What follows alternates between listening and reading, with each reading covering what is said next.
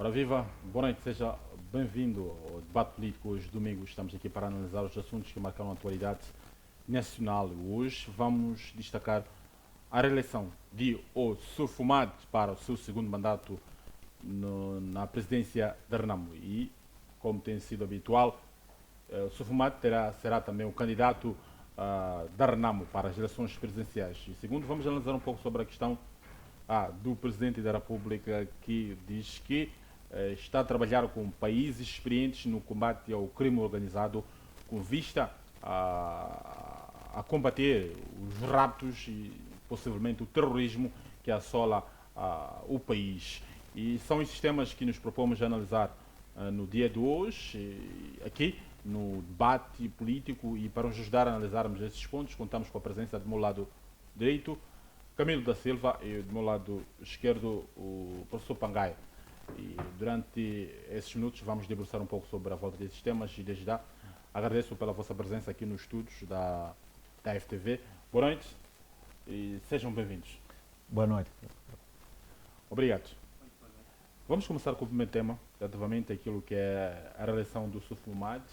Foi um congresso, o 7º Congresso da Renamo, que foi, na verdade, um congresso que registrou-se conflito, registrou-se agressões por parte dos congressistas e também do impedimento, ou melhor, do não cumprimento de uma ordem judicial que, como se sabe, uma ordem judicial de cumprimento obrigatório.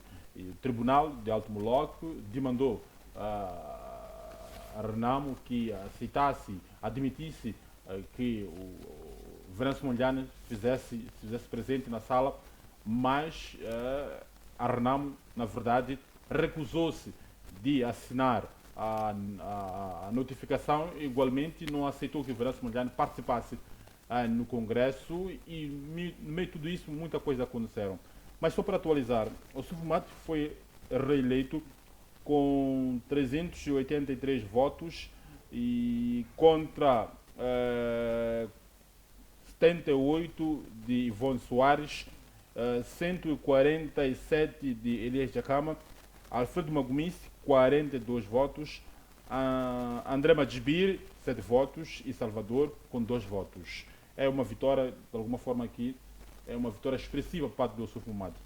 Vou começar consigo, Camilo da Silva, relativamente a esta a reeleição de Ossufo Mato num ambiente, digamos assim, que foi aconteceram várias coisas que de alguma forma acabaram por interferir negativamente naquilo que é o processo. Estamos a falar das agressões que ocorreram, os seguranças, por exemplo, de Manuel de Araújo, foram agredidos, e Manuel de Araújo, quando tentava aceder à sala, também teve que ficar minutos digamos, à espera de ser atendido. Mas a primeira análise, como é que analisa essa reeleição de Ossufo Mato numa situação em que tem vindo a sofrer onda de contestações? Boa noite mais uma vez. Carlos Palmeira. Primeiro, se calhar ia me solidarizar aqui com a população da cidade de Limão Sim. por causa das Chuvas. que assolaram aquela cidade e aquele todo o país. Estamos todos juntos para o que vier, afinal somos uma nação, não é? Independentemente da zona onde nos encontramos e até daquilo que são as cores partidárias e até opções religiosas, mas estamos todos juntos e acredito que o resto do país está com o Quilimane neste momento e de alguma forma vai se solidarizar. Mais uma vez. Muito bem, Camilo, volto para si. Tem indicação que há problemas técnicos. Dr. Pangai, qual é o lance que faz relativamente a esta reeleição de Ossufo Mato? Estamos a falar de uma figura que de um tempo para cá tem sido, essa figura tem sido contestada, tanto dentro da Renamo assim como fora da Renamo. Esta vitória do Ossufo Mato, o que significa para a opinião pública? Sim, muito obrigado. Vamos poder partilhar um tema interessante naquilo que é a conjuntura política partidária do nosso país. se calhar, talvez até a partir dessa evidência da eleição do Yusuf Momadi como presidente da Renamo, já tira essa questão da contestação dentro da Renamo. Se ele foi eleito, significa que ele é querido dentro da organização. Então, tal contestação, ela pode existir, mas, no entanto, não constitui a maioria, tendo em conta a votação que, aliás, os votos que ele conseguiu, a confiança que ele obteve no Congresso, daquele universo, ele conseguiu obter 383 votos. E isso já mostra que ele é querido dentro da organização. Então, se a própria organização chancelou o Yusuf Momadi, reafirmou o Yusuf Momadi como seu presidente do partido, quem é aquele que esteja fora pode contestar a isso. Significa que a Renamo ela está satisfeita com a liderança do seu partido e os objetivos pelos quais a Renamo persegue, eles vão ser alcançados com a liderança de Yusuf Momadi. Isso segundo os membros que são donos da própria organização. Agora, a sociedade, ela conforma-se com aquilo que esse grupo escolheu. Mas já na própria altura de poder selecionar quem deve dirigir os destinos deste país, é aí onde vai poder a sociedade desempenhar o seu papel fundamental. Neste momento, a sociedade não tem outra questão a dar, senão poder consentir aquilo que a Renamo deu, mas na altura da votação, ela vai poder buscar aquele que for apresentar melhor proposta, melhor capacidade de poder levar a cabo aquilo que o país pretende neste momento, que é o desenvolvimento econômico e social. Muito bem. Dr. Pangai, olhando para este cenário todo, acredita que esta vitória expressiva, de alguma forma, disse muito bem que representa a vontade dos membros da Renamo. Olhando naquilo que foi a intervenção do próprio Venâncio Mondlane, que de alguma forma falou de alguns atos que possivelmente terão acontecido dentro da sala e que ele diz que tinha apoio de quase, por aí, 400 membros, que ele ia recebendo mensagens mesmo estando fora. Esta votação, essa vitória expressiva, ela é genuína, vamos acreditar que seja genuína, mas olhando para aquilo que está sendo dito, por exemplo, por Venâncio Mondlane. É o seguinte, nós temos evidências claras que nos mostram que o Yusuf Momadi é querido na Renamo, através dos votos que ele obteve num processo em que, segundo nos foi anunciado, cada candidato tinha presente na comissão de eleições 2 escrutinadores. Então, significa que cada candidato teve seu olheiro dentro do processo.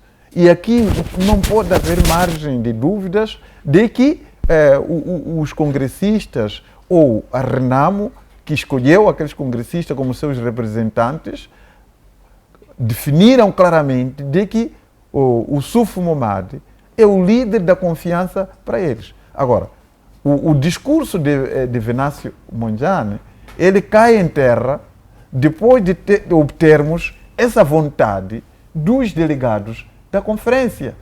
A partir daí, claramente, vamos dizer que o Yusuf Momadi, ele é querido e, fazendo a dissertação do pronunciamento do Venâncio Mondlane, já fica sem eco, porque há uma demonstração clara aqui naquilo que saiu nas urnas da prestação do governo. Mas há uma especulação que nós podemos fazer aqui.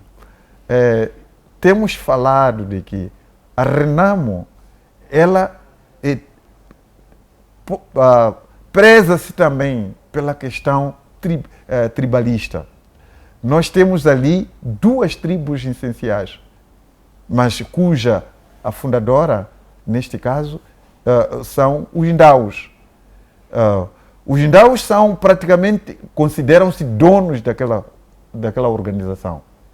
No entanto, teve essa parceria com os macuas e que o namoro caiu e prevaleceram até então. Então, neste momento, a partir da primeira eleição que os macuas conseguiram colocar na liderança da Renamo o seu representante, o Sufo Momad, temos uma antevisão de que os Ndaus dificilmente vão recuperar aquele posto.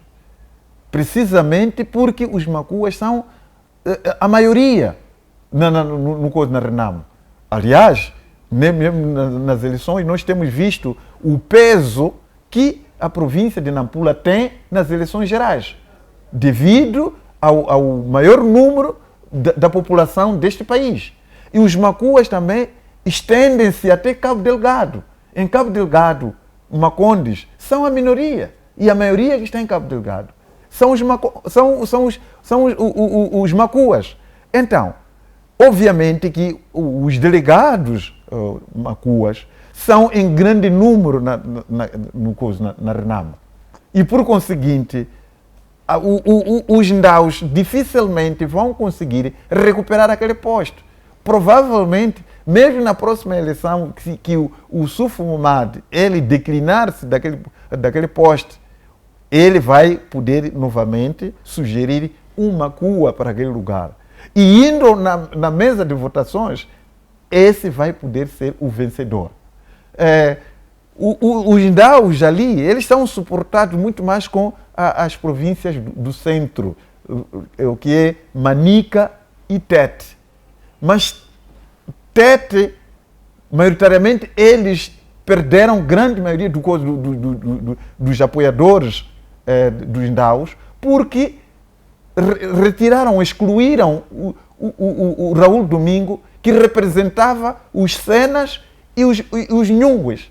Então, a partir dali, os Ndaus acabaram se reduzindo num número bastante inferior e que dificilmente os Ndaus, eles na Renamo, vão conseguir encontrar os mesmos pontos. Se você for a ver, mesmo em termos dos delegados, daqueles delegados provinciais, assim como outras hierarquias, quem que estão lá em maior domínio nos postos relevantes? São os macuas. Então, os macuas acabaram assaltando a Renamo. E, por conseguinte, os Ndaus não estão a ver possibilidade da sua progressão. Era muito difícil poder coisa. E no meio aqui temos os Chuabos.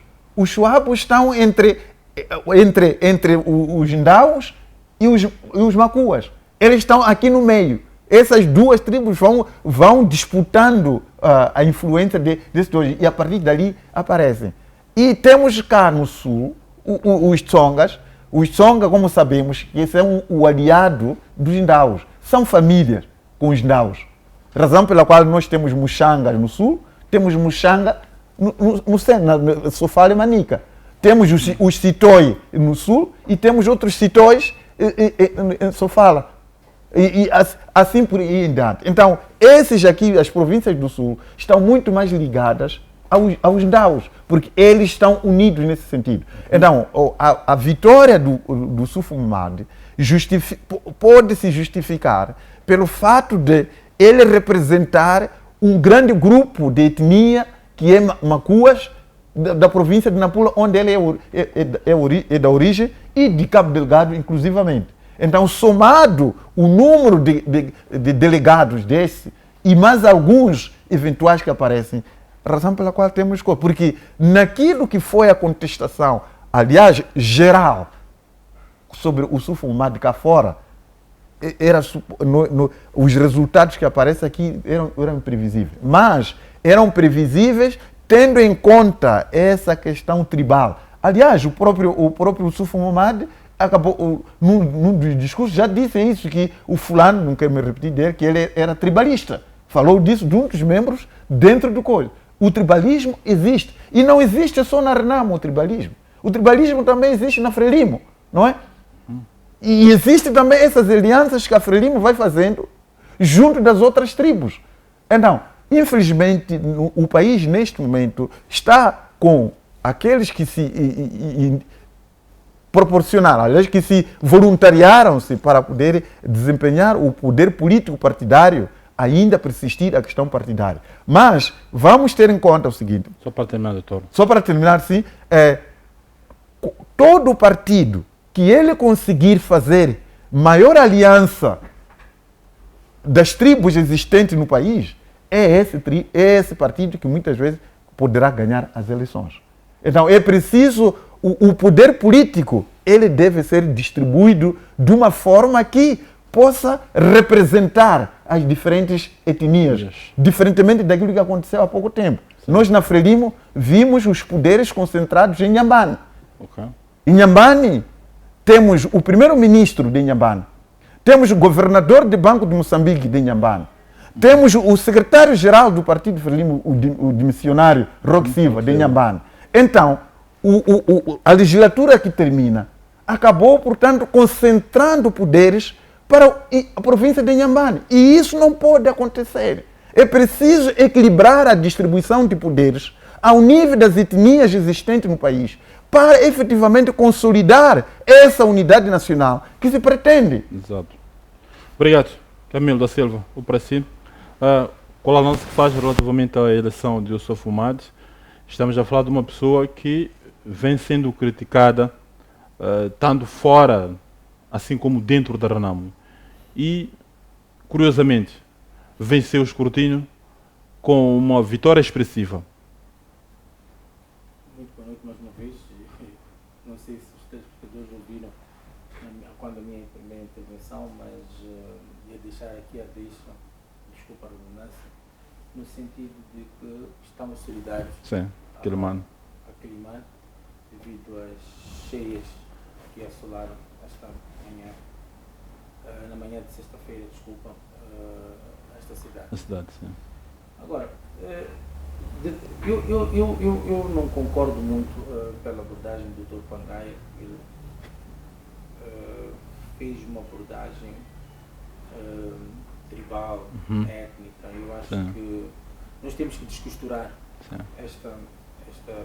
este mito em que a questão funcional tem que ser virada ou tem que ser construída em torno daquilo que é a etnia ou o povo mais populoso, etc. Não é? Porque Moçambique é não é? E nós temos que olhar não por forma, digamos, daquilo que é o número populacional, mas em função daquilo que é um bem maior, que é Moçambique, o que é bom para Moçambique. E temos que descosturar esse mito e dar-nos as mãos, independentemente da etnia, independentemente da tribo, etc., olharmos para Moçambique no seu todo e construirmos uma narrativa para o desenvolvimento de Moçambique. Agora, indo para a questão da Renamo, era expectável, pelos relatos que nós fomos recebendo de Alto Moloco ao longo de quinta-feira, em que, por exemplo, vamos só começar pela questão que era a manchete do dia, no primeiro dia do Congresso, que era a questão da providência cautelar. É uma ordem do Tribunal. Tinha que ser acatada pelo Partido Renamo primeiro. Agora, a questão de participação ou de submissão de candidatura de Venâncio Mondlane eram outros 500. Os estatutos da Renamo, ou a diretiva, ou normas, são bem claras.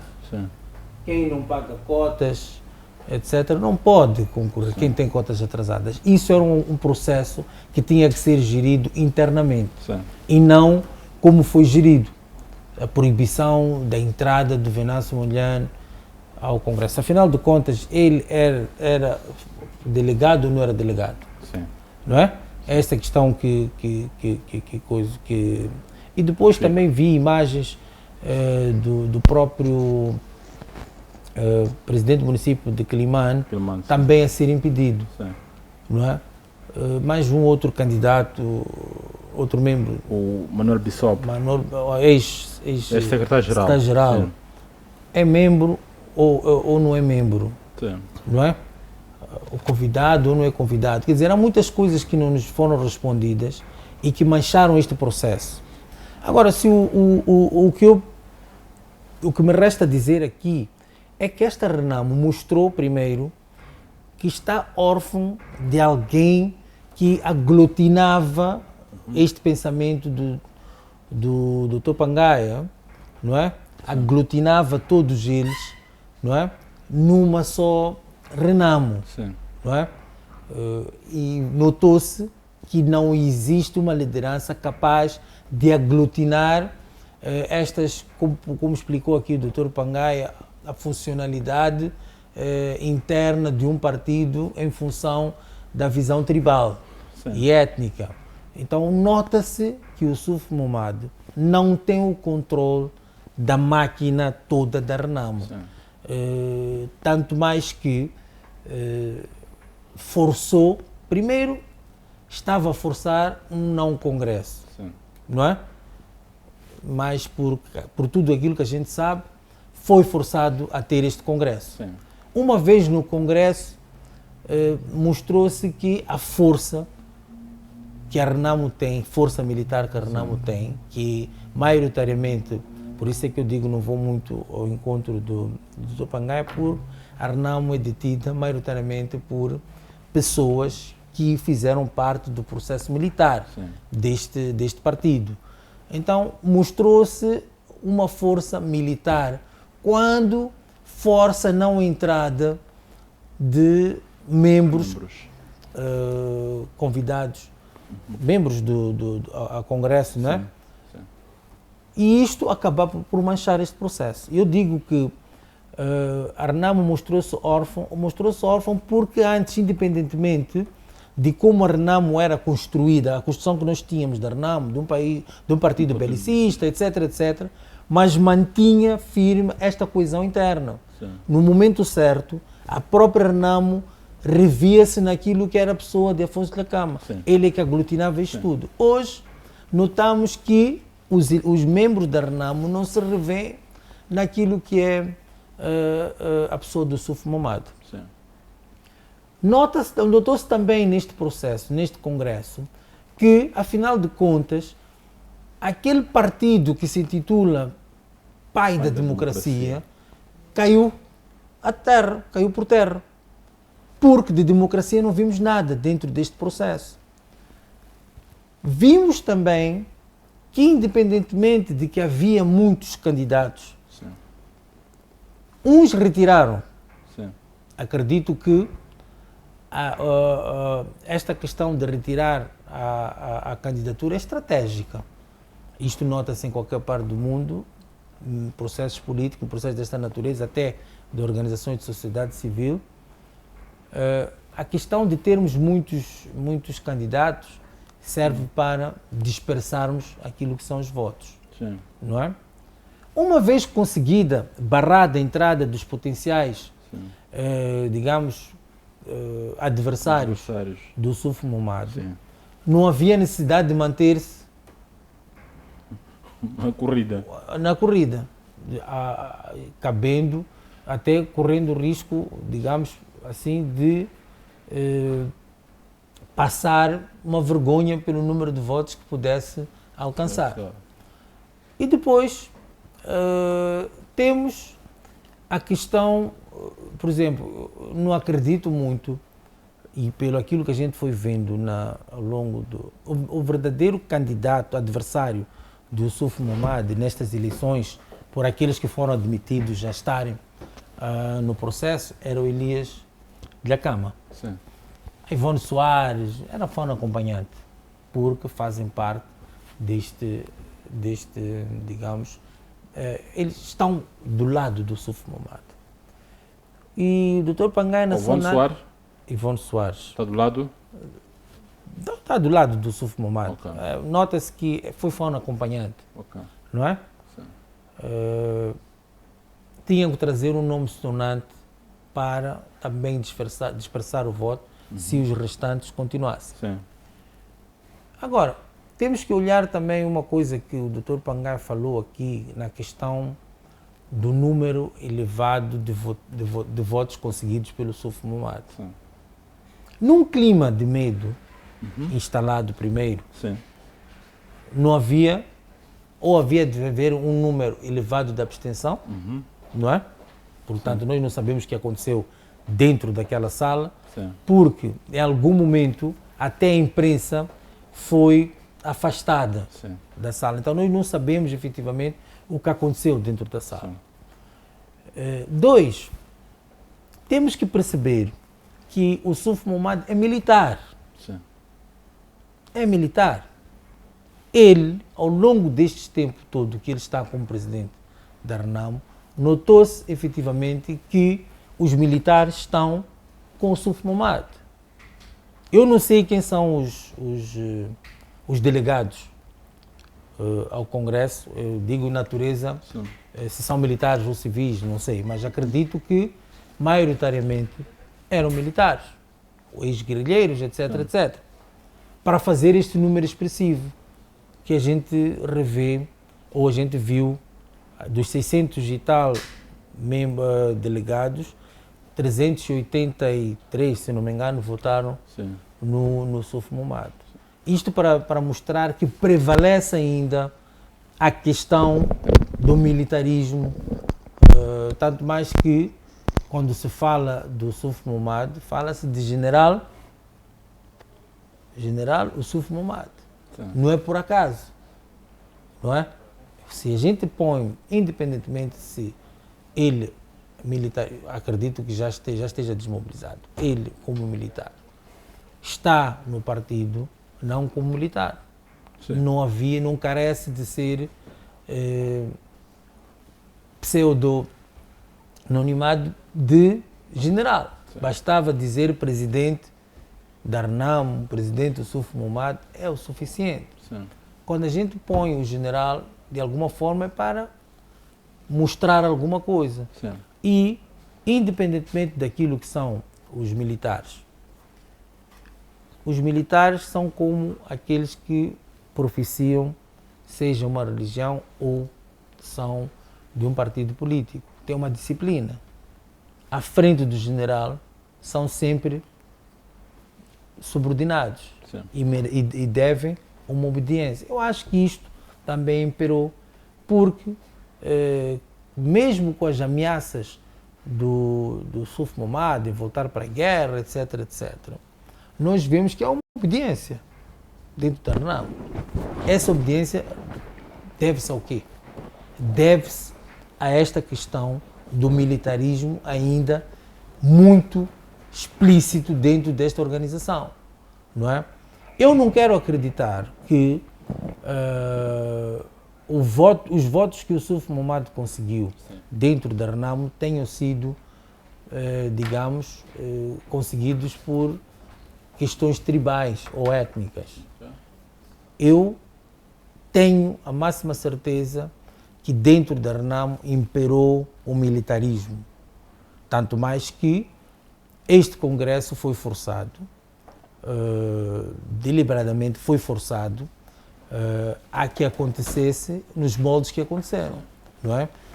Porque de outra forma, mesmo podia haver, digamos, uma espécie de um voto de revolta, dentro deste processo, e não houve voto de revolta ou de insatisfação, qualquer que seja a denominação que a gente possa trazer para aqui. Agora, a Renamo, neste momento, cabe-nos dizer que escolheu o presidente que é a imagem do partido como ele está, não é? Não tem outra forma de... É a imagem do partido como ela está? Como o partido está. O partido está. Exatamente. Este congresso foi o espelho, é o reflexo de como o Suf Momad conduziu o partido até hoje. Como eu disse na minha intervenção inicial, com o falecido Afonso de Cama, não acontecia este tipo de coisas. Por quê? Porque havia uma liderança, havia um aglutinado, independentemente das etnias vigentes dentro da Renamo, o Afonso Dhlakama conseguia impor Sim. aquilo que é disciplina partidária, aquilo que é o sentido aglutinador, o que não se viu aqui, não é? Houve um forcing. Então, para mim, a Renamo, neste momento, vai continuar a ser um partido desorganizado, uma organização desorganizada, se manter esta liderança. A Renamo nunca mais há de voltar a ser o que era, porque os membros impedidos de participar neste congresso vão estar no partido. E percebemos que não tem um alinhamento político para poder comungar na ideia de que, pronto, já foi escolhido o nosso líder, vamos apoiar o nosso líder. Não estou a ver esta posição dos membros da Renamo. Estou a ver dentro da Renamo, a criar-se dentro da Renamo uma outra Renamo.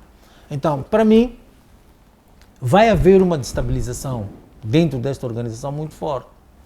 E o Suf Mohammad não vejo como uma pessoa capaz de poder estabilizar isto, porque se temos um elemento que para poder fazer parte de um processo recorre aos tribunais, é porque dentro do partido não encontra espaço.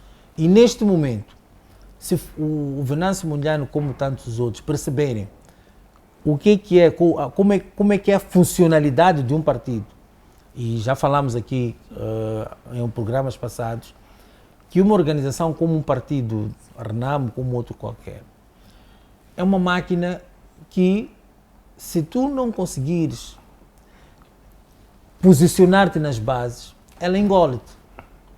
Ela engole-te.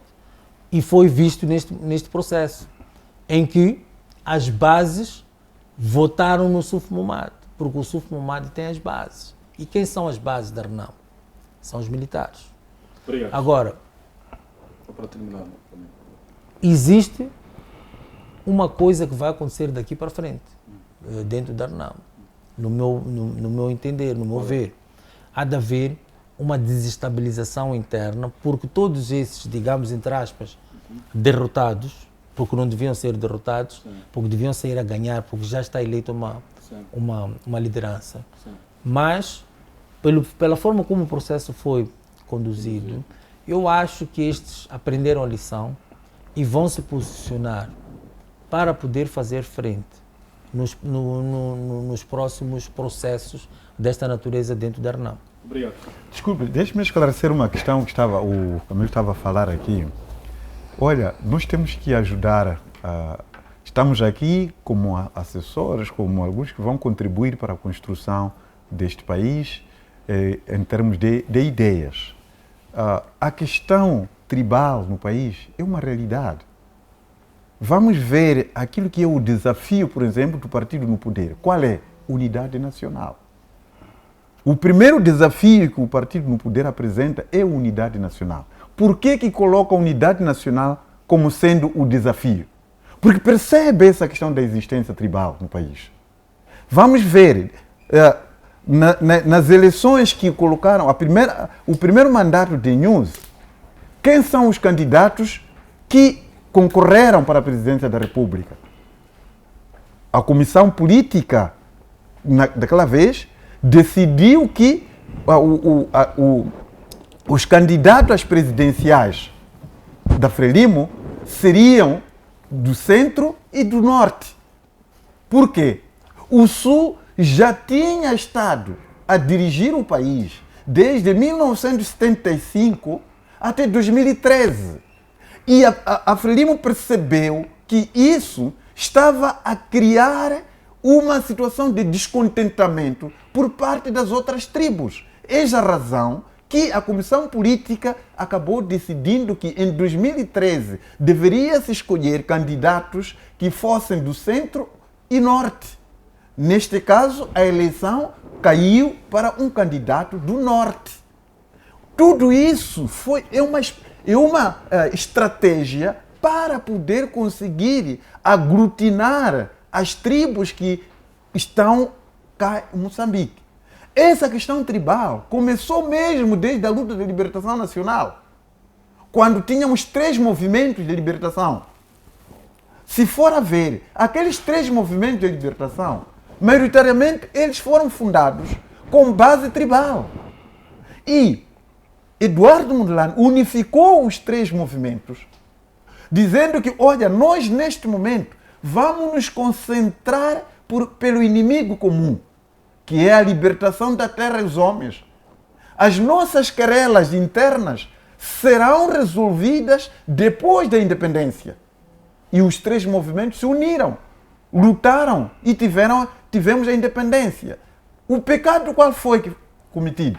É que depois da independência não se resolveram essas querelas internas tribais. Preocupou-se para poder consolidar a construção nacional. E essa construção nacional, obviamente, foi uma prioridade, porque os portugueses promoveram uma sabotagem com a saída massiva dele. Cerca de 100 mil portugueses que estavam a suportar as grandes indústrias no país, deixaram o país. E por conseguinte, nessa altura, nesse sapateiro tínhamos nós. Não tínhamos alfaiates. Desculpa, deixa-me lá terminar. Só um minuto, só, não, só um calma, minuto. calma. Só de um parênteses, calma, doutor. espera lá, espera. É que nós estamos a fugir ao... Não pode àquilo correr, que é o... não estou a fugir. Eu estou a explicar ao colega de que a questão tribal no país Pangai, existe. Doutor Pangai, nós não estamos numa aula de sapiência. Não, primeiro. calme. O que está a acontecer Está a é que o cortar senhor... por quê? Não, é só um minuto. Não doutor. é ético. Um minuto. Não é doutor. ético. Peço Deixe-me terminar. Peço um parênteses. só. Camilo, espere que eu termine, não corte o fio de Doutor memória. Pangai, É que tem que estar claro. A questão não é o senhor monopolizar não a é palavra. não é problema A de questão coisa. é a seguinte. Eu Mas estou a quando tentar estava a dizer... falar, alguém eu estou falou a tentar assim. dizer assim. Diga, Camilo, quando falava eu O que estou a cortei. tentar dizer é o seguinte. O que estou a tentar dizer é o seguinte. É que o doutor Pangai está a trazer a história de Moçambique. E nós estamos a falar... É para você compreender por que existe questão tribal no país. E Se nós eu não estamos a faço falar- isso, se eu não faço isso, Doutor não vai Pangai, transparecer essa questão tribal. Doutor Pangai, enquanto nós tivermos esta construção tribal, nós não vamos avançar. O que eu estou É a que tentar você não dizer, pode ignorar. o que Existe, é um fato. quando o senhor levanta a voz, está a querer ganhar razão. Não Então, não é vamos essa falar, questão. então O vamos problema falar- é que vamos falar num tom eu não como deve fico ser. feliz quando você corta o fio de memória do outro. Deixa o doutor Pangai terminar. Doutor Pangai, neste mesmo para terminar o raciocínio, para É ir mesmo ao ponto Sim, do o que debate está... mesmo. Não, todas essas coisas que nós estamos a constatar aqui, o foco é questão tribal. Ok, certo. Então, é nesse contexto em que quando o nosso colega painelista quer tentar desvirtuar esse fato, é um fato que existe. E temos evidências disso. Por que o partido no poder coloca a unidade nacional como sendo um desafio? Obrigado. Peço Não, que ficou deixa-me lá justificado. terminar. Sim, sim. Deixa-me lá terminar. Então, é nesse contexto em que esses partidos, eles devem, paulatinamente, aliás, todos nós devemos lutar para tal unidade nacional. Garantir com que todas as tribos, todas as etnias moçambicanas sejam representadas no poder político, sejam representadas no poder financeiro, sejam representadas em toda a esfera social do país. Quando isso não acontece, cria conflito. E esses conflitos vão agudizar essa situação tribal. E é isso que estamos a ver. Eu dizia há pouco tempo de que o mandato anterior fez uma distribuição excessiva ou beneficiou excessivamente o poder político, o poder econômico, a província de Inhambane. Então, no próximo mandato, isso não pode acontecer. Última questão, em relação à desobediência da decisão do tribunal, eu não considero que foi uma desobediência. Foi o quê? Não, porque o tribunal recebeu a providência cautelar. Sim. Tendo recebido a providência cautelar, para ela poder ter efeito, tinha que haver o contraditório deferido. Não é possível receber uma providência cautelar, ter uma decisão e ser do cumprimento obrigatório. O cumprimento obrigatório só apareceria... Eu não sou advogado, Não, mas eu aprendo alguma coisa que o Venâncio Mondlane meteu uma providência cautelar. Ela foi autorizada, mas passava necessariamente para sua aplicação o contraditório deferido. E o tempo que existia, não era possível acontecer isso. Doutor, provavelmente o colega vai explicar melhor, mas a providência cautelar ela vai surtir efeitos na esfera jurídica do trem A prevenção cautelar, na essência, visa salvaguardar um bem maior, uma situação que está acontecendo em determinado momento. E que, em algum momento, dispensa-se o contraditório como tal. Porque há um problema que existe. E a prevenção cautelar é mesmo para cautelar questões mais rápidas. E mesmo, vamos lá supor que o tribunal não houve essa questão do contraditório que o doutor está a destacar. Mas a Constituição diz que as decisões dos tribunais são de cumprimento obrigatório. E sendo assim, suponhamos que não houve esse tal contraditório que o doutor defende, mas é uma decisão do tribunal. É um órgão de soberania, o tribunal. É o seguinte, ninguém é obrigado a poder cumprir uma decisão ilegal. Então, eu não quero entrar ao pormenor disso. Eu acredito que... É uma decisão ilegal porque é do tribunal. Depois, calme. Sim. Qualquer um pode trazer... Quantas vezes que nós vimos decisões que foram ditas na primeira instância e depois são negadas na segunda? Por que são negadas? Não é porque aquela decisão não é ilegal. Então não podemos pensar que tudo que é definido num tribunal está correto. Mas é negada noutra instância. Mas é negada noutra instância. É negada com o recurso. Estou a dizer. É negada por quê? Com o recurso. Não, calma lá. Sim, com recurso. Sim, a pessoa meteu o recurso e é negada. Por quê? É porque foi mal decidida. Não é? Então não podemos... Não necessariamente, doutor Pangai. Okay. Doutor Pangai é o seguinte. Deixe-me lá terminar. Espera, doutor Pangai está a falar há 20 minutos e ninguém mais pode falar aqui. Quanto tempo que o caminho então é o seguinte. Um tribunal tomou uma decisão, cumpre-se. Quando tu não vais de encontro com esta decisão do tribunal, tens que recorrer. Você não pode ir individualmente contra uma decisão do tribunal, porque tu achas que não concordas com isso. Agora, outra coisa, Mário, que quero deixar bem claro com o doutor Pangai. Outra coisa que queria deixar bem claro. Outra coisa que quero deixar bem claro. Se o doutor Pangai quer fazer o programa sozinho, nós vamos deixar esse espaço para o doutor Pangai fazer sozinho. Dar a aula que quiser. Eu não tenho problemas quanto a isso. 2, deixei a minha opinião quanto à questão de nós remeter... Eu estou a dizer que nós temos que descosturar a questão de levarmos a questão das etnias, de levarmos isto como justificação para tudo. Eu não estou a dizer que não exista isso.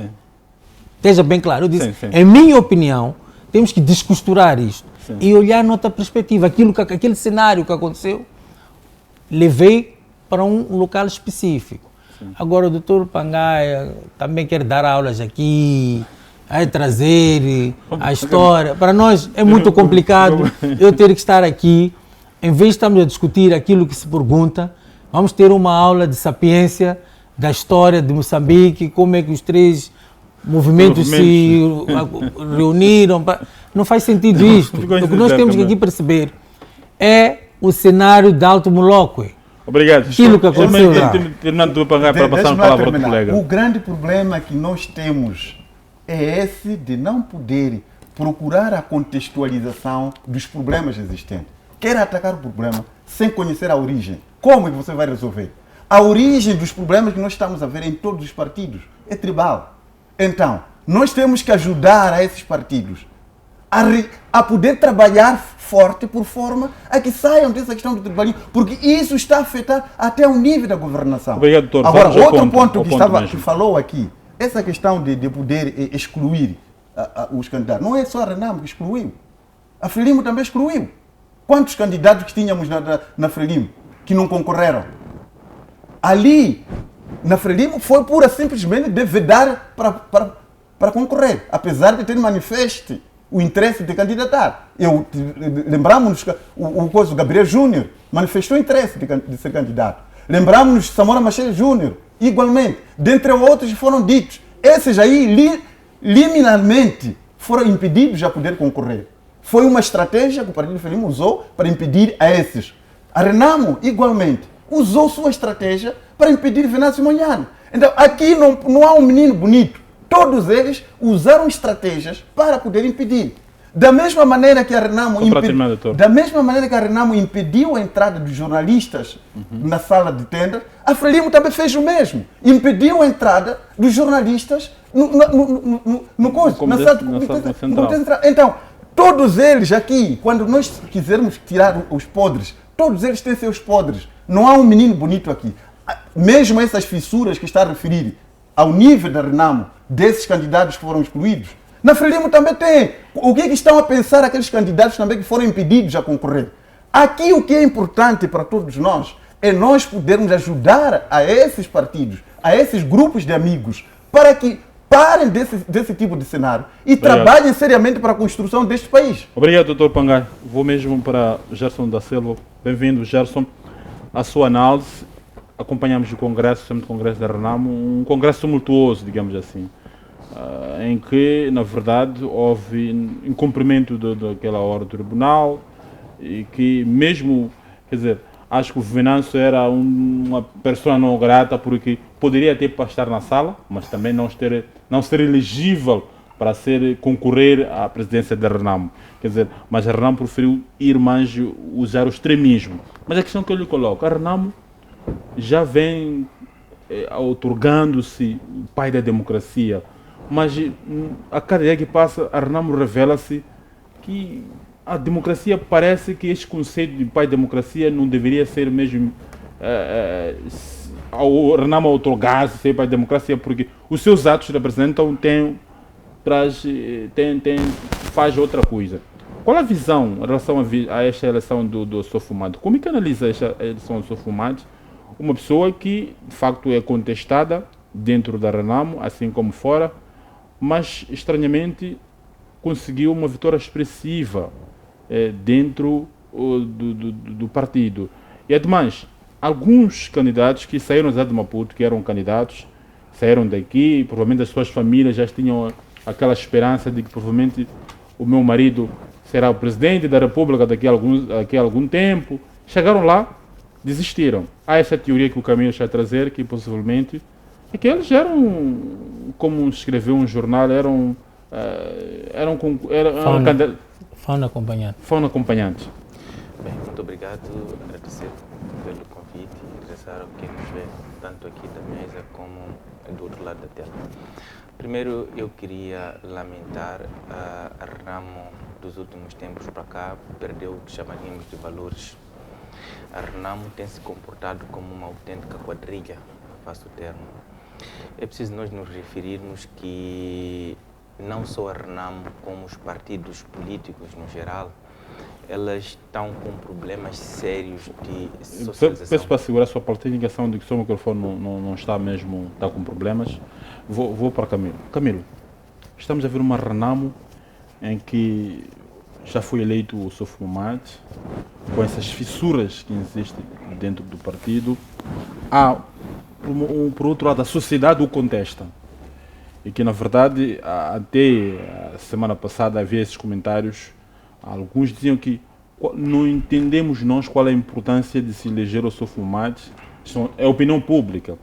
Numa situação em que este dirigente não está a ser útil para o próprio partido. Há esta crítica por parte da sociedade.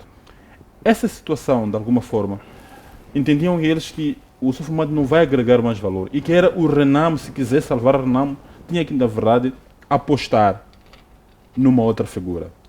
Terá faltado uma outra alternativa, uma figura que possivelmente aglutinasse. Tínhamos o Elias Jacama. O Elias Jacama é um opositor nato de Sofumade. O que terá falhado ou faltado na opinião pública, que entendia que não, alguém tem que salvar o Renamo, mas o Sofumade voltou a ser reeleito? Bom, antes de responder a tua questão, eu queria só deixar claro aqui uma coisa. Sim. Contrariamente, eu não gosto de fazer uma análise comparativa com a Frelimo, sou suspeito de fazer uma análise comparativa com a Frelimo, como faz o Dr. Pangai. A questão é a seguinte: na Renamo houve submissão de candidaturas, não é? Todos esses nomes que estamos aqui a falar submeteram as candidaturas. Sim. Na Frelimo, ninguém submeteu as candidaturas, não é? Então, aí já existe uma diferença. Dois, a segunda grande diferença é que, independentemente de divergência de opinião dentro do partido de Frelimo, quando se elege alguém, Sim.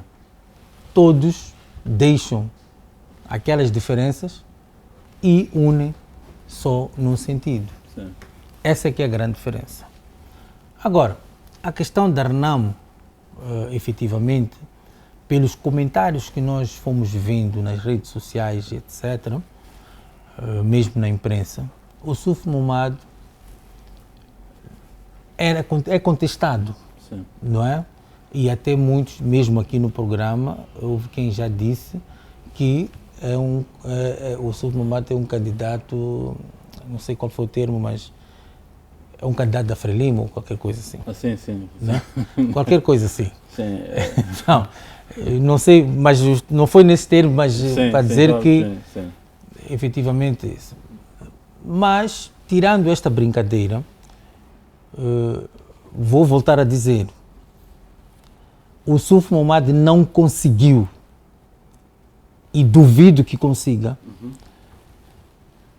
fazer com que a Renamo continuasse a Renamo de Afonso de Dhlakama. Não digo na imagem de Afonso de Dhlakama, mas estou a falar numa questão estrutural, Sim. não é? Numa questão de militância, numa questão, digamos, de aglutinador até para a sociedade, para o povo moçambicano. Os discursos populares de Afonso de Dhlakama, se nós formos a recuar, e tem muitos no YouTube, eram discursos concorridos, Sim. massivamente. Sim. E não acontece muito. Não acontece com o Suf Momad. Sim. E mesmo até, voltando, eu não gosto muito, o Venâncio diz que eu ataco, mas não é uma questão de atacar, Sim. é uma questão de nós percebermos. Eu expliquei ao Venâncio que o populismo, você não pode usar o populismo para uma militância política. Aquilo que você tem nas redes sociais, saiu para a Guerra Popular com 2.000 pessoas, Maputo, o universo populacional de Maputo não são 2.000 pessoas. São muito mais do que 2.000 pessoas. E nós vimos que uma coisa que ele não percebeu é que cada vez que saía à rua, ia perdendo essas 2.000 pessoas. E expliquei-lhe que todo mundo que fala com ele, ele vê, ele assiste, ele motiva nas redes sociais, não tem poder dentro da organização. Sim. Ele devia fazer este processo dentro da organização. O Suf Momad não faz isso porque goza da prerrogativa de fazer parte da nata militar da Renamo. O Suf Momad também não faz isso, mas se nós olharmos para aquilo que é a nova geração dentro da Renamo, não é? Esta nova geração dentro da Renamo, que milita dentro da Renamo, também já contesta o Suf Momad. Sim. Por quê? Porque ele não traz este sentido de aglutinação, Sim. ele não traz um sentido de globalização, ele não traz uma inovação para aquilo que é a Renamo e para aquilo que, entanto, como partido de oposição, segundo partido mais votado da oposição, possa, de alguma forma, ombrear como partido da posição. Então, tudo isto faz com que esta figura do Suf Momad seja contestada. E ainda por cima, o mais agravante é que ele não dá espaço a esta geração para trazer nova forma de estar na política nacional. Não é? Em que olhe-se para o partido do Renamo, um partido rejuvenescido. O partido do Renamo continua igual ou até pior do que aquele que ele herdou. Obrigado. Não é? E se assim continuar, vão todos continuar órfãos deste homem que é Afonso de Dhlakama. Voltando para si, Gerson. Bem, muito obrigado. Já havia me dirigido aos colegas e aos demais. Bem, eu tenho uma opinião contrária. Eu penso que cada tempo produz um novo líder. Sim.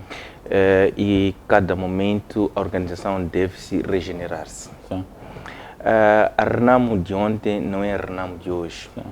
Apesar de ter uma base social muito forte, nós temos que perceber que o Suf Momad é um homem rural, um homem do mato, faço o termo.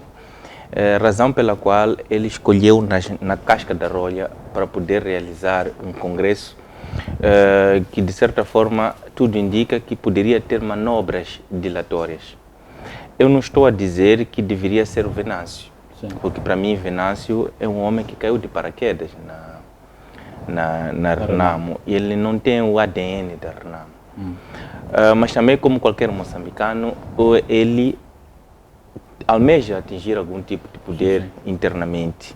Estranhamente, o Venâncio Mondlane carrega ADN de todos os partidos, exclusivamente. Não ia me estranhar muito se ele um dia largasse a Renamo para ir ao PIM ou ND, porque se calhar é assim que ele constrói as oportunidades da ocasião.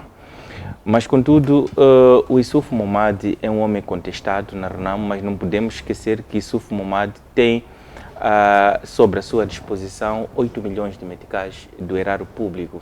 Sim. Que ele faz uma gestão que, pelo menos aos olhos dos moçambicanos, nunca apareceu para justificar nem sequer um centavo.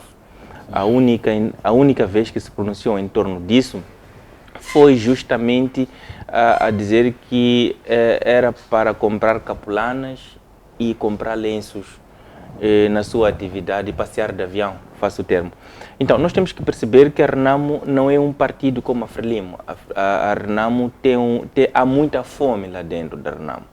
E qualquer um na gerência de 8 milhões é possível que possa, eventualmente, não estou a assumir que é assim que faz, mas que pode comprar consciência. Prontos, porque a Renamo é um partido maioritariamente por guerrilheiros, sim, como esteve a dizer o colega aqui do painel, e sabendo que os guerrilheiros atualmente estão naquela situação cujas pensões ainda encontram-se não disponíveis, pelo menos até 50% dos mesmos, 5.221, que são os guerrilheiros que foram desmobilizados. Então, isto é uma visão. Outra visão é que o próprio Issoufou Momad parece que tem mais apoio externo do que interno. Isto porque para reduzir o esforço na corrida eleitoral. Se formos a prestar atenção, eu tenho tido cuidado de analisar os analistas e eu noto que o Issoufou Momad é mais defendido pelos membros da Frelimo e é contestado pelos membros da Renamo. Não digo o Venâncio, não digo a geração em que o Venâncio representa. Falo no cômodo geral. Por quê? Porque descobriram que o Issoufou Momad é um homem fraco politicamente.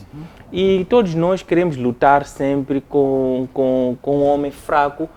Não oferece perigo. Exatamente, não oferece nenhum tipo de perigo. Então, nós também temos que perceber que, por exemplo, o Partido Frelimo é um partido com muita visibilidade. Sim. Para além de estar encostado ao Estado, o Partido Frelimo tem muita visibilidade e tem muitos quadros lá dentro. Nós, se colocarmos o Issoufou Momad dentro do Partido Frelimo como concorrente, ele ganha automaticamente. Então, se nós formos a prestar atenção necessariamente nesses aspectos, vamos perceber que o partido da oposição, apesar de ter visibilidade, é preciso que os seus presidentes ou o presidente eleito dê mais visibilidade ao partido. Por quê? Porque há certos aspectos que não contam muito. É preciso que o presidente o faça de modo a tentar ocupar os lugares vagos do partido. Então, é isso que nós estamos a perceber no Issoufou Momad. Mas isso não é o problema do Issoufou Momad, não é o problema do Partido Frelimo, é o problema dos partidos africanos da oposição. Se nós formos a prestar atenção, hoje estão a fazer uma engenharia política um bocadinho mais suave. Eles já não dão a entender que são ditadores, mas no fundo eles se comportam de maneira contrária. Só para terminar, se for a prestar atenção, mesmo no MDM, não acredito que no MDM não tenha quadros melhores que o Lutero. Mas ele vai a manifestar a vontade de concorrer, abre candidatura para outros oponentes e para já aparece um só e o único que aparece para concorrer na última hora desiste. Então, nós estamos a perceber que Moçambique, no cômodo geral, está preso às organizações políticas. As organizações políticas, queiramos sim, têm donos. Os donos quem são? Normalmente são fundadores. Eu também represento uma organização da sociedade civil. Nós também temos lá pilares. Há pessoas que tu não podes exonerar. Quando tu exoneras, levam aquele problema para o lado pessoal. Eu que fundei. Eu é que sou um dos fundadores. Eu é que sou o jurista dessa organização. Então, isto é um hábito, são hábitos e costumes que nós encontramos presos, não só como pessoas, mas como sociedade. Então, é como a situação deste país. Este país encontra-se a reboque das pessoas que libertaram este país. Então, há uma transferência de hábitos. Se nós formos a prestar atenção, os filhos dos fundadores, por exemplo, da Frelimo, intitulam-se como coproprietários deste país. Os filhos dos presidentes intitulam-se como se fossem gestores, mas se nós formos a prestar atenção, quando são eleitos na campanha, nós elegemos o presidente e, por inerência, a primeira-dama. Mas, no final das contas, nós somos governados por filhos, por sobrinhos, por amantes, por vizinhos. Por quê? Porque é uma tradição que nós temos. A Renamo não é diferente. Se formos a prestar atenção, nós notamos que até ao filho do antigo presidente, do Afonso Dhlakama, esteve lá no Congresso, mesmo sem convite. Não vamos falar do Venâncio, vamos falar de filho do antigo presidente, o Bilal. Eu já chamei a atenção, eu disse-lhe, não deves pensar que a Renamo era do teu pai. Nós todos devemos fazer a nossa história. Sim. A história de cada um, é como diz o Minha Conta, cada um é uma raça. E as pessoas ficam presos a hábitos e costumes. Nós temos que abandonar esses vícios que nós construímos. Moçambique é de todos os moçambicanos. Sim. Agora, quanto à questão da providência cautelar. A providência cautelar, ela tem dois aspectos. Nós podemos pedir o diferimento quando o direito a ameaçar, porque não tinha como o tribunal se pronunciar de maneira contrária, porque o Congresso eram 2 dias. Sim. Apenas. Então, é legal que, num pedido que o advogado terá avançado, sim, pedir o diferimento para depois do contraditório a posterior. Mas também pode ser o caso em que pede-se o contraditório e depois para ter o diferimento mais tarde. Então, em direito não existe uma ciência acabada, não é uma ciência acabada. Depende muito das circunstâncias. Sim. Por isso é que, em regra geral, pelo menos em direito criminal, é proibido a analogia. Então, cada caso é um caso. Então, é preciso nós percebermos que os tribunais é um órgão de soberania. As decisões dos tribunais são de cumprimento obrigatório. Sim. Agora, o que eu percebi no meio de tudo isso? Como o atual presidente da Renamo tem proteção de algumas figuras relevantes, ele se acha no direito de não cumprir as ordens do tribunal. Mas eu volto a advertir, Moçambique de hoje não é o Moçambique de 75. Nós estamos a notar, só para terminar, sim, estão a entrar muitos jovens na magistratura, estão a entrar muitos jovens. A questão da influência partidária, ela vai perdendo a sua força com o andar do tempo. Sim. O dia que a Frelimo abrir espaço para que os presidentes dos tribunais sejam eleitos, mesmo que for num conselho da magistratura, o dia que nós tivemos a figura do procurador-geral eleito, os pilares e o alicerce do partido Frelimo já era. Então, é preciso nós caminharmos para uma independência judicial. Eu ainda vou um bocadinho mais longe. Se a luta do Afonso Dhlakama, com todo o respeito que ele tenha feito, fosse no sentido de libertar a justiça das mãos dos políticos e não necessariamente de eleição dos governadores e entre outras figuras administrativas, Moçambique teria outro paradigma. Talvez mesmo para terminar, uma forma muito rápida, o que mais fica do Yusuf Mohamad? A Constituição preconiza o respeito à Constituição. Um Presidente da República, ele tem por obrigação respeitar a Constituição da República. É por esse motivo que tem lá um dos artigos que o Presidente da República jura. O juramento do Presidente da República está lá na Constituição da República. Como é que fica uma imagem de um candidato que aspira a ser o Presidente da República, mas o mesmo vai pontapeando as horas do tribunal? Antes de nós respondermos essa questão, nós temos que perceber que o Yusuf Mohamad tem problemas sérios de socialização, faço o termo. Se formos a prestar atenção, antes dele chegar onde chegou, ele foi suportado pelos seus guerrilheiros, companheiros de trincheira. Hoje, eu recentemente visitei algumas bases da Renamo. Os próprios guerrilheiros estão a passar fome, estão a passar necessidades básicas e o próprio Yusuf Mohamad não respeita nem ao seu companheiro.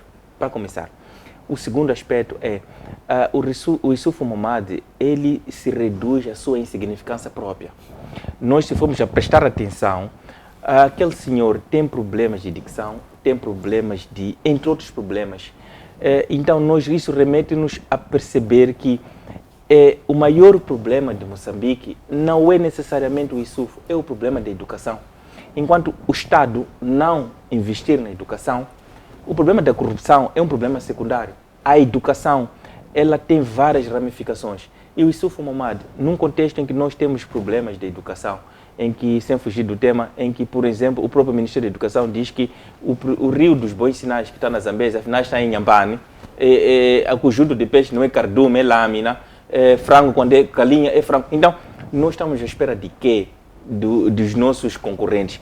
Moçambique está a produzir, está a ter resultados do que está a plantar. Então, o Issoufou Mamadou fica aquela não fica não.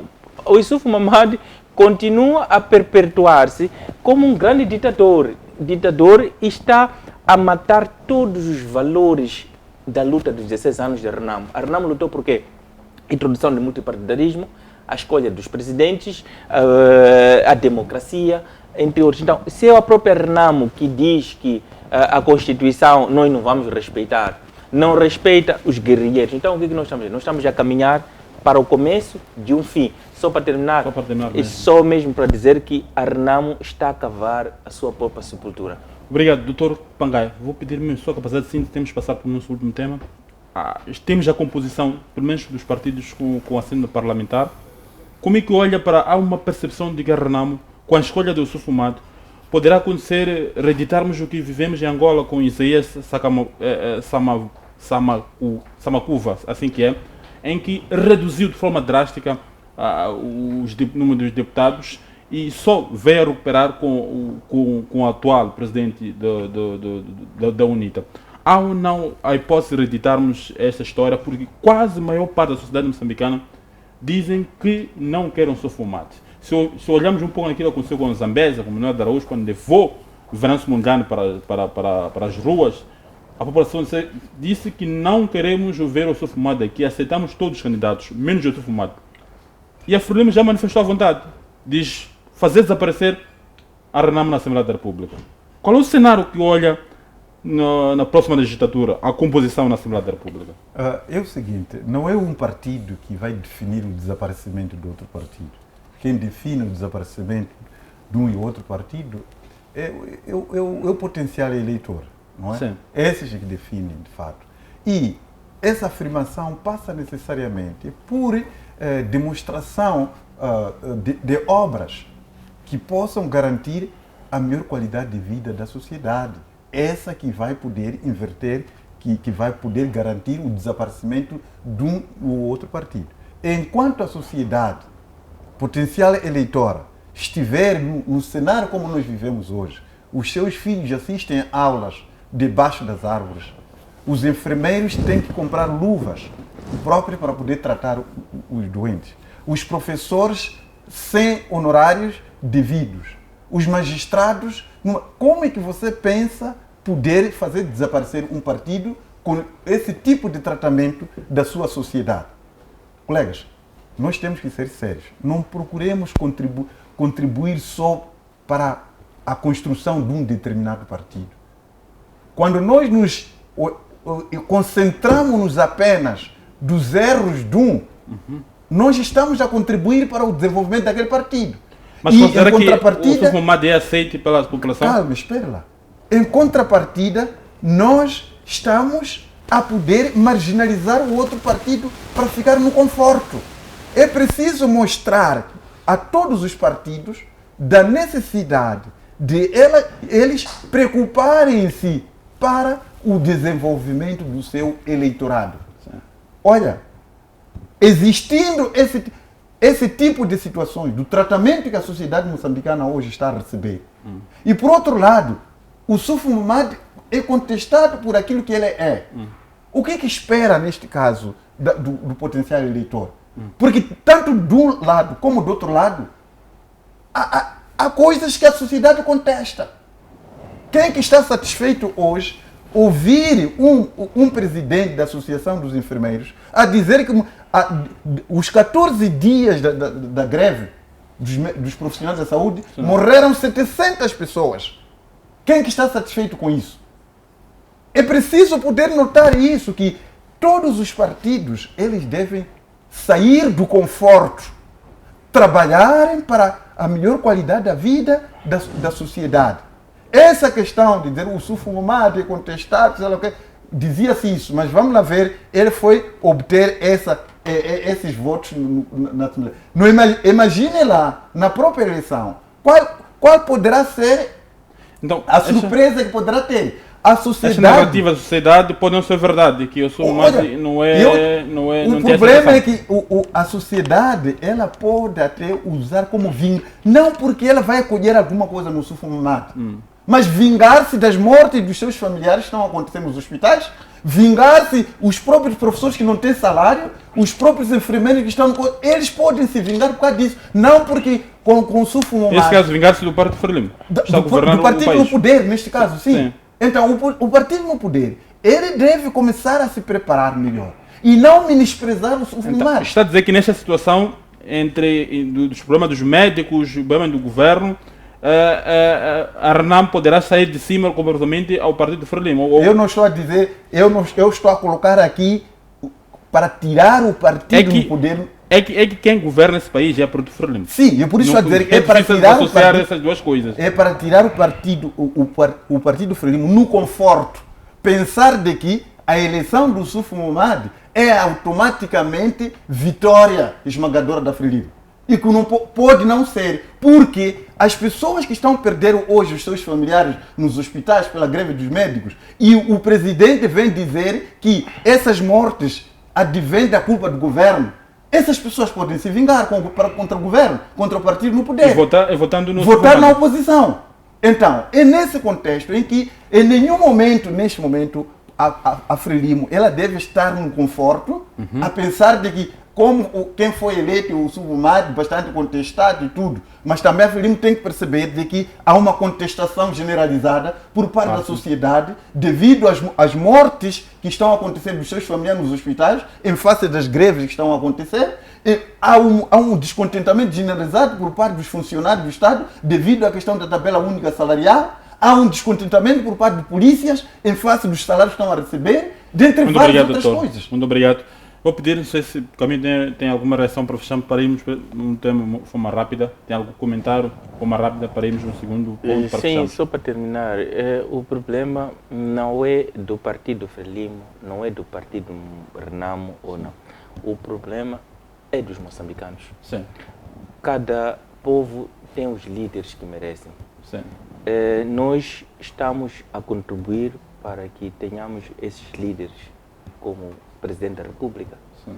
Presidente da Renamo, o Presidente do MDM. Por quê? Porque a sociedade encontra-se numa zona de conforto. Não exigem dos seus direitos. A questão de ter uma oposição forte não quer dizer que é para tirar, nem sempre é para tirar o partido do poder. Sim. Muitas das vezes, mesmo agora, sem um líder forte, eu converso com muitos militantes da Frelimo em grandes posições, eles até assumem que o presidente, tendo como presidente Yusuf, a própria Frelimo também corre risco de se degradar, porque não apresenta, não é chamada aos desafios. Ou seja, encontram-se sempre na zona de conforto. Por quê? Porque o seu oponente é muito fraco. E automaticamente, não só a Renamo, não só o povo, a própria Frelimo vai se refletir com Yusuf Mahamat.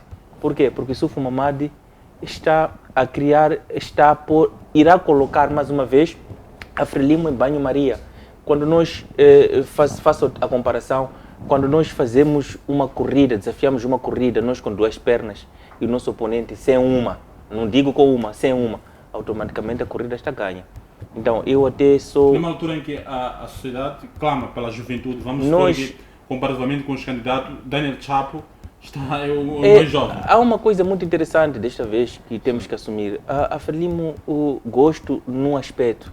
A Frelimo tem a capacidade de ler a sociedade. Cenários. Se for a prestar atenção, viram que da outra vez colocamos um mecânico. Sim. Agora vamos saltar para um jurista. Sim. Essa capacidade que a Frelimo tem é uma capacidade de um partido maduro nesta. Então, com o mecânico tivemos graves problemas. Sim. Então vamos saltar agora para um jurista. Vamos ver se está a perceber, conseguimos melhorar. Sabemos que o Daniel Chapo é de Nhaminga, só fala. Então, agora tiveram, não, o último candidato foi da Zona Norte, de Cabo Delgado. Agora, está a perceber a questão da unidade nacional. Nós temos que assumir que a Frelimo é estratégica. Obrigado, Camilo da Silva. Vamos partir para o nosso último... Não, Gerson da Silva. Vamos partir para o nosso último tema. O Presidente da República diz que, na verdade, está a trabalhar com países experientes para o combate ao crime organizado. E, neste momento, também o Presidente da República já regressou de viagem, esteve a Ruanda também, já de trabalho.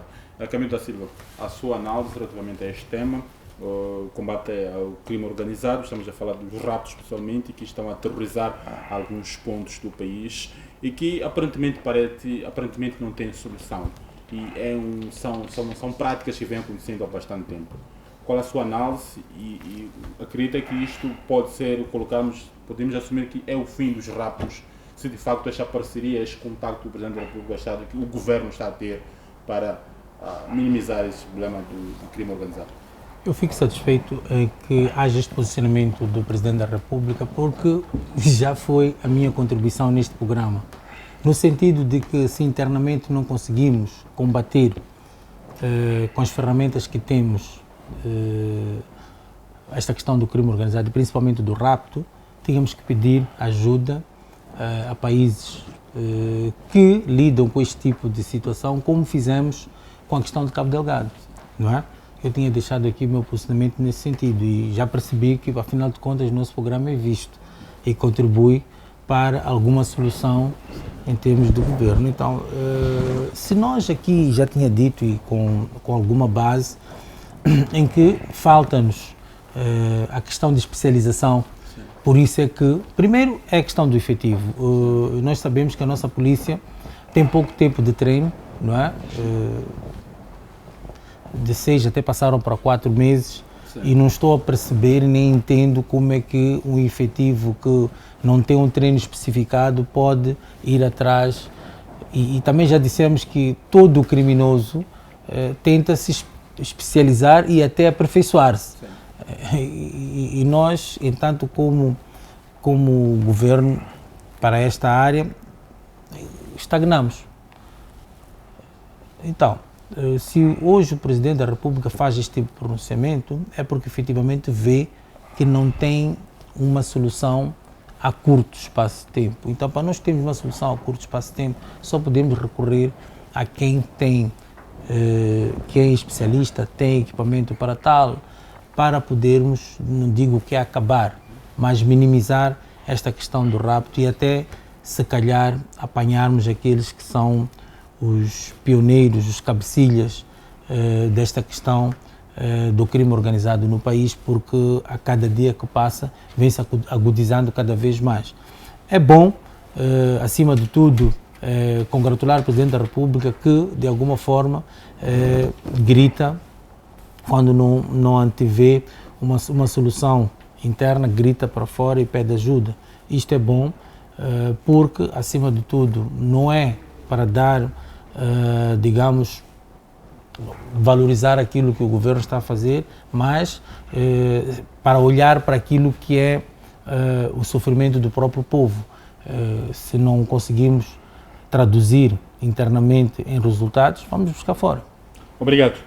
Dr. Pangai, para si, como é que analisa essa questão? O Presidente diz que o Governo está a trabalhar com países experientes nessa componente do crime organizado, mas por outro lado há essa narrativa que está a construir que quem pratica os crimes é a própria polícia, são pessoas que estão na administração pública por diversos motivos, e há polícias com uma riqueza enorme e estão envolvidos nesses raptos. Como combater o mal em que a pessoa que deveria combater está envolvida? É o seguinte, eu acho que o país ainda não esgotou a capacidade interna para poder combater os raptos. Eu não colocaria como a prioridade fundamental a parceria. A parceria, ela é importante, a aliança é importante. Quais são os pressupostos que levam a quem não esgotaram os meios a nível interno? Olha, o país, ele tem recursos humanos que já mostraram competências para poder estancar esse tipo de situações. Sim. Lembra na altura em que nós, a atual CISI, na altura quando era Sinasp, os discursos de Samora Machel, quando ele vinha, fazia a radiografia de tudo quanto estava acontecendo no território nacional. Como é que ele tinha conhecimento daquelas situações? Foi em face da segurança que tinha sido montada no país. Lembrem-se das forças que nós tínhamos aqui no país. Tínhamos os comandos, tínhamos aquele que chamava o exército Nhanga, que estavam ali em Bobole. Muita força especializada. Tínhamos a DCR, que estava montada ali assim. Ouve lá, Moçambique era um dos países temidos em termos de defesa e segurança. Investiu-se para o efeito. Então, neste momento, eu acho que antes de nós podermos colocar em frente o exterior para vir nos ajudar, nós deveríamos primeiro explorar os recursos existentes aqui. Porque nós temos essa situação de parcerias no Níger, em que o Níger, para combater situações desta natureza, fez aliança com os Estados Unidos. Os Estados Unidos construiu uma base militar no Níger que custou 100 milhões de dólares. Implantou lá 1000 militares americanos. A França, idem. Um contingente forte, uma base forte foi instalada no Níger. Mas a situação de rapto, terrorismo, não terminou. Pelo contrário, agudizou-se. O que fez depois? Em face desse cenário, houve uma revolta popular, uma revolução, em que acabou mandando embora, retirando os americanos, retirando os franceses. E hoje ficaram eles só a poder combater esse cenário. Então, nós temos que perceber essa questão de que não estou a dizer que não devemos ter alianças, mas é preciso esgotar a capacidade interna, os recursos que nós investimos para suportar exércitos estrangeiros. Por que nós não usamos esses recursos também para poder profissionalizar o nosso exército, para poder fortalecer o nosso exército, fortalecer a nossa inteligência militar? Por que nós não fazemos isso? Olha, quem sabe se até essa questão de raptos e a questão do terrorismo também tem a mão externa. E corremos o risco de ir buscar parcerias de quem está a poder investir para esses terroristas. O que ele vai fazer? E muitas vezes nós temos falado aqui que a França é campeão nisto. Nós hoje, por exemplo, nós podemos pensar que o nosso projeto de exploração de gás na bacia do Rovuma está parado quando esses tipos estão a retirar a partir de Tanzânia.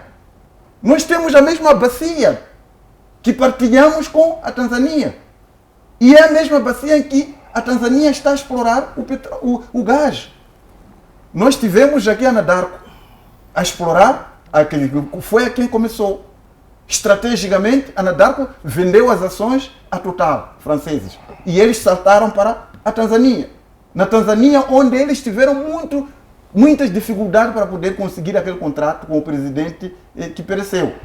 Mal que aquele presidente pereceu, entrou uma nova presidente, 2 meses depois, a Anadarko conseguiu contrato de exploração. E depois entrou aqui a Total. A Total o que está a fazer desse lado de Moçambique? Esse cenário de criar terroristas, impedir, e nós podemos estar aqui sonegados a pensar de que o nosso gás não está sendo coisa. Mas eles podem estar a explorar o gás a partir da Tanzânia, porque a bacia é a mesma. Como é que eu não sou especialista no petróleo e gás, mas era preciso que o governo moçambicano pudesse investigar a probabilidade do nosso gás, neste momento, estar a ser explorado na fronteira com a Tanzânia. E nós aqui estamos a pensar de que não, o projeto está parado, não está a explorar nada, mas, no entanto, a Total aqui tem esse papel de nos impedir a não fazer nada, se calhar viram que os contratos que estabeleceram com Moçambique são um pouco mais pesados, embora também sejam falaciosos, mas a Tanzânia é mais fácil explorar sem pagar quase nada, e por conseguinte o que fizeram? Podem criar esse cenário de parece estar a barrar a exploração por causa do terrorismo, Obrigado. mas que na verdade estão a explorar do outro lado. Então é isso que os nossos engenheiros de gás, petróleo, devem investigar nisto, porque a bacia é única. Então, só para terminar, essa questão da busca de fora, é preciso que nós tenhamos muita cautela. Porque isso até pode criar descontentamento por parte dos nossos membros de segurança, da inteligência interna, aquilo que está acontecendo em Cabo Delgado.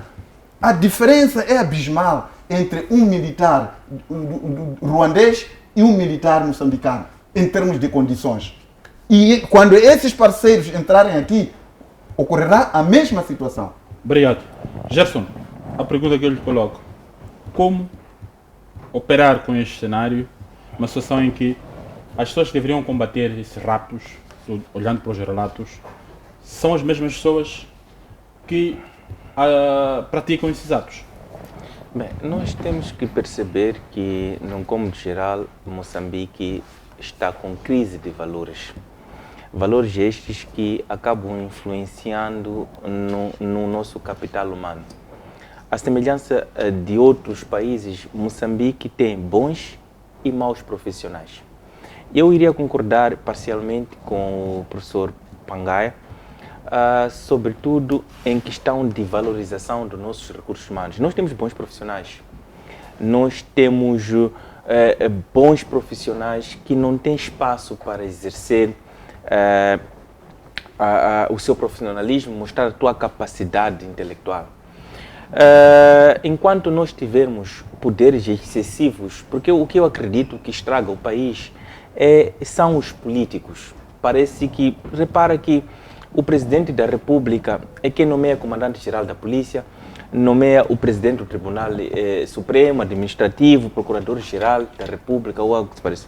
Quais são os critérios que ele usa para poder chegar até lá? Não seria, por exemplo, a semelhança da própria polícia, num conselho da polícia, eleger o seu representante? Não seria melhor que os próprios procuradores pudessem eleger os que iriam representá-los? Ou os seus próprios juízes pudessem eleger? Então, esse eu acredito que seja um dos grandes problemas. Outro problema que se coloca é o que nós chamaríamos de descentralização. A descentralização tem, sim, um poder interessante porque devolve o poder à classe mais baixa.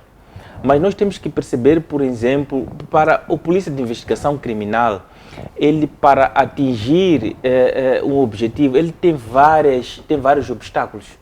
Por exemplo, o próprio polícia, para poder investigar alguém, é preciso que peça a autorização ao juiz de instrução. Depois do juiz de instrução é remetido. Então, o que isso acontece? Agora temos o problema do próprio CISI. O próprio CISI não funciona como deve ser. Por quê? Porque o próprio CISI está com agendas partidárias. Não é o problema da Frelimo, não. É o problema da Constituição, é o problema das leis que estão desenhadas para salvaguardar interesses do partido que estiver no poder. Se fôssemos fazer um exercício rápido, tirando a Frelimo, colocando um outro partido no poder, com o cenário jurídico em que Moçambique está desenhado, nós teremos os mesmos problemas, mas em épocas diferentes. Ou seja, o partido que for entrar no poder irá usar da Constituição para perseguir os seus oponentes, irá usar da Constituição para poder salvaguardar os interesses próprios, irá usar da Constituição para poder ludibriar nas suas manobras, com o objetivo único e exclusivo de poder proteger e se perpetuar no poder. Então, eu acho que Moçambique tem grandes quadros. Moçambique tem grandes procuradores, tem grandes polícias e polícias com princípios, mas é preciso que haja espaço para que os mesmos possam concorrer para isso. Agora, Indo a outra questão, por exemplo, temos um exército muito bom, que é da Renamo. O que está a ser feito dele? Marginalizados. Eu me lembro ainda que o saudoso Nhongo manifestou o interesse de combater o terrorismo em Cabo Delgado. Quem que deu ouvido a ele? Ninguém. Quem que foi? Como é que acabou? Acabou sendo morto por confrontos da Força de Defesa e Segurança. Imagine só um exercício rápido. Será que os insurgentes terão coragem de entrar na zona norte, centro, quis dizer, onde a estrutura, a base social são militares? Será que irão fazer essas brincadeiras que fazem em Cabo Delgado, na zona de Maringue, Corongosa, Inhaminga, Inhamitanga? Esta é a questão do fundo. Então, nós temos que começar a valorizar o capital humano. Enquanto trabalhador da LAM, eu há anos, quando havia crise de pilotos na altura, iam buscar pilotos estrangeiros e pagavam por isso 4 ou 5 vezes mais aos pilotos estrangeiros em detrimento dos nossos moçambicanos que fazem o mesmo trabalho. A questão do fundo o problema está no capital humano? Não, está na valorização. Se formos a visitar, estamos aí, o pessoal vai dizer, temos os nossos militares na linha de fogo a ganhar o que ganham, sem ração de combate, sem botas, sem nada. Será que existem incentivos para estas nossas forças? Então, eu penso que o problema aqui em Moçambique está na desvalorização do nosso capital humano. Obrigado, Gerson da Silva. Obrigado, professor Pangaia. Obrigado, Camilo da Silva. Desta forma, colocamos o ponto final da presente edição, com a promessa de voltarmos no próximo domingo com mais temas que marcam a atualidade nacional. E a todos que nos acompanharam, um feliz domingo. Boa noite, até a próxima.